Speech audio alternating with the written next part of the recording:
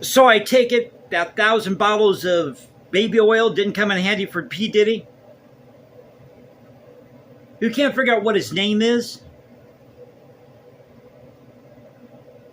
Of course, I'm talking about the Diddy trial yesterday, or as I like to call it, the baby oil trial.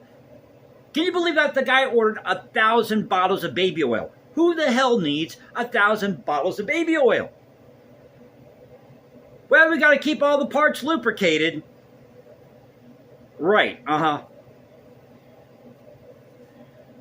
So I posted an article over at Substack. Go check that out. Now, I was going to do a video featuring the article, but things weren't working out with the video. Welcome back to the channel, Culture Confederacy. Here it's Thursday night, so happy Thursday, everybody.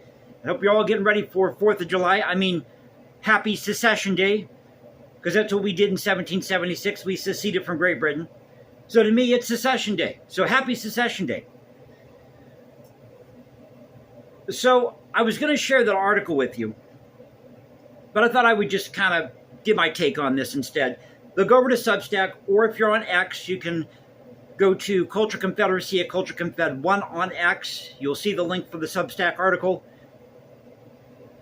Title of the article: No amount of baby oil will ever save Diddy's career. Why we shouldn't be propping up subpar artists.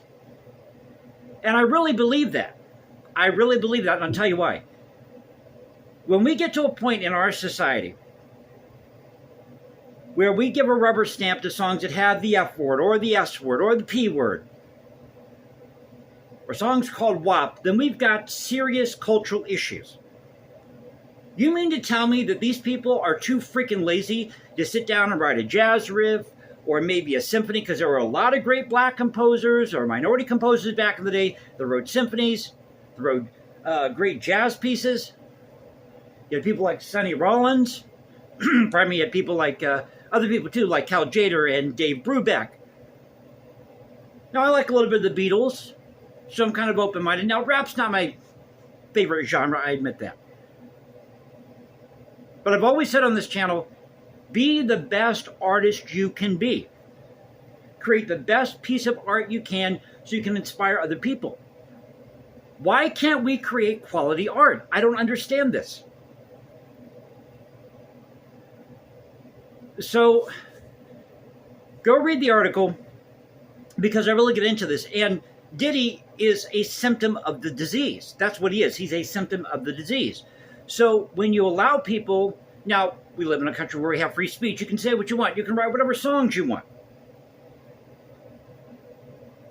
But when we get to a point, as I said, where you've got songs that have the F word or the S word or films or books or you name it, and people feel the need to go to the gutter or talk about getting high or getting laid every night of the week, then we really do have issues.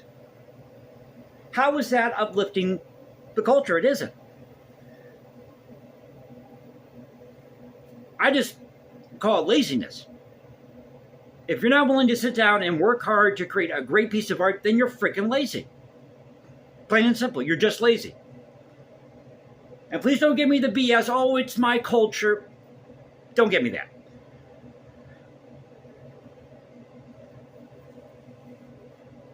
So in this article, I talk about this, and you had, and I give examples here, you had people in the past like Claude Debussy and Richard Wagner.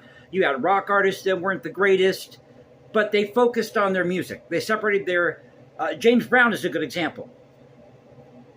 He had a lot of problems with women, got in trouble with the law, but he created great music.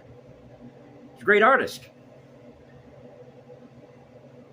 You know, I'm from the South, and I think he was born in Georgia, so I kind of tap into that with, you know, some of the influences in music that I write, because I write music in my spare time.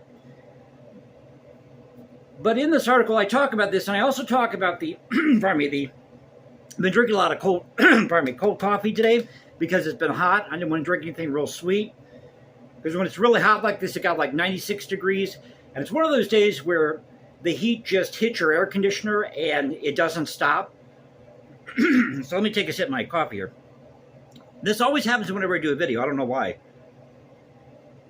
There, I'm feeling a little bit better now. So at any rate, we do this in one take. It is what it is. So if you're new, I did mention this. No fancy graphics, epic soundtracks, pretty boy camera angles. What you see is what you get. We talk about history, culture, the preservation of great art, music, history, culture. As I've said before, you got great art, you got great music, bring it to the table. Let's see it, let's hear it. Again, don't go to the gutter. But in this article, I talk about the similarities between the Diddy case and O.J. Simpson's case. Now, of course, O.J. Simpson passed away last year. And I remember back in 95, I was a junior in high school. And I just got to know, anybody out there have a P. Diddy album? See, when I was growing up, if you said you had an album, that meant you had some vinyl. That's what I meant back in the day. You had records, tapes, and CDs.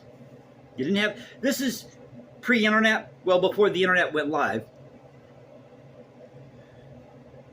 But in 1995, I remember as a junior in high school being deluged with all the media coverage of the O.J. Simpson case.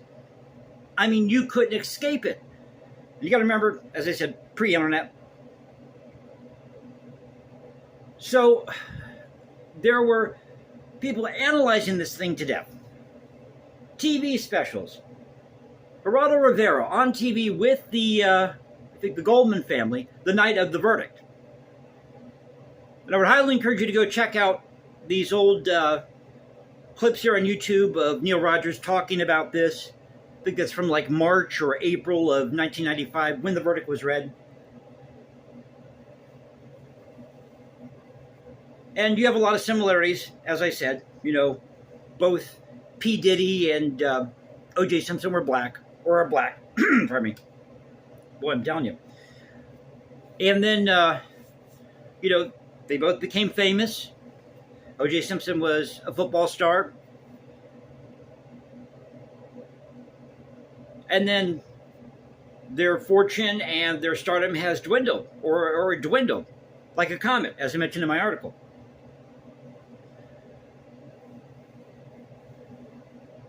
But then you have this Cassie Ventura chick who was with Diddy.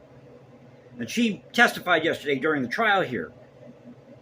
So the jury found him guilty of transportation to engage in prostitution.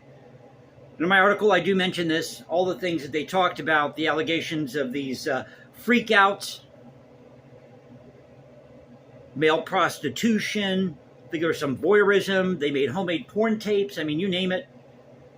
I mean, ancient Rome, the debauchery we're talking about here, pales in, or ancient Rome pales in comparison to, if everything is correct here, the debauchery with these freakouts or what have you.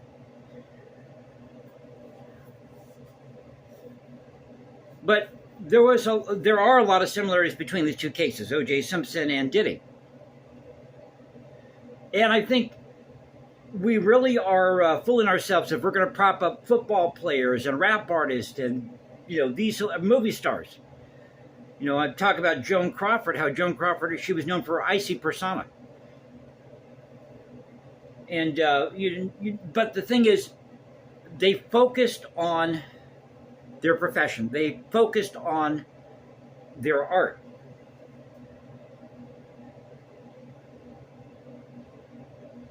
As did, you know, Richard Wagner, Claude Debussy, you name the composer or the author. And they were able to separate their personal life from whatever they were working on or whatever their endeavor was.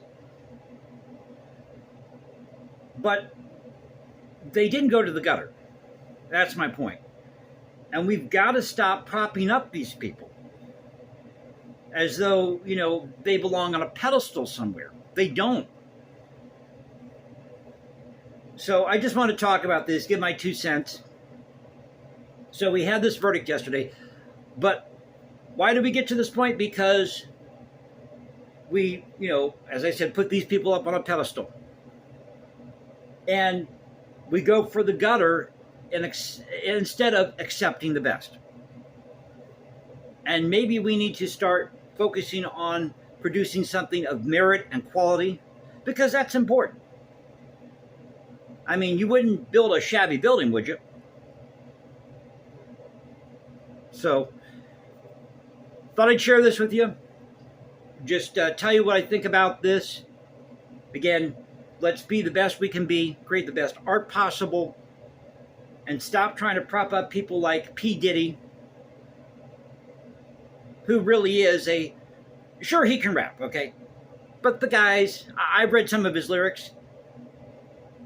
It's like lyrics or words, poetry being written by a third grader. That's what it is.